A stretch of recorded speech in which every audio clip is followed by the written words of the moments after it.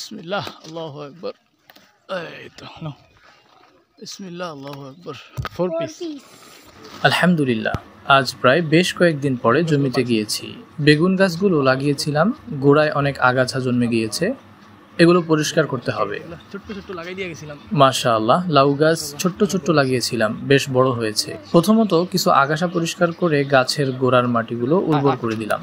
সকালবেলা উঠে কোয়েল পাখি, মুরগি এবং কবুতরগুলোকে খাবার দিলাম। ওদের ঘর পরিষ্কার করে দিলাম। ব্রুডিং এর বাচ্চাগুলো মোটামুটি হাগু করেছে, ওগুলো পরিষ্কার করে খাবার দিলাম। এগুলো আসলে দেখতে তো মাশাআল্লাহ অনেক সুন্দরই দেখায়, কিন্তু এগুলোর পিছনে অনেক সময় ও মেহনত করতে হয়। আমার এখানে কিছু সুন্দর সাদা কোয়েল রয়েছে, মাশাআল্লাহ, এগুলোকেও খেতে দিলাম। সঠিক পরিচর্যায় এরা সুন্দরভাবে বেড়ে ওঠে, মাশাআল্লাহ। এখানে এরা তো খাওয়ার জন্য ব্যাকুল হয়ে আছে, তাই দ্রুত ওদেরকে খেতে দিলাম।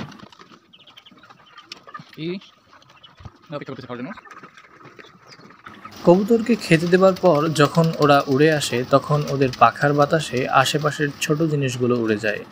যদি আমিও একটু উড়ে যেতাম। টাইগার মুরগির বাচ্চাগুলো আমার পাগল। আমি যতক্ষণ ভিতরে থাকি ওরা আমার কাছে থাকবেই।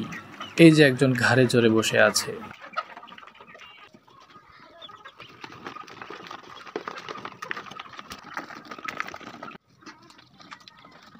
কৃষকদের একটু মূল্যায়ন করেন, ওদেরকে অনেক বেশি শ্রদ্ধা করা উচিত।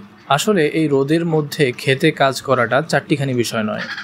কৃষকেরা রোদে পুড়ে কঠোর পরিশ্রম করে ফসল ফলায়, আমরা জাস্ট সুন্দর ফসলগুলো দেখি, কিন্তু এই সুন্দর ফসল ফলাতে কৃষকের যে পরিশ্রম হয় তা আমরা দেখি না।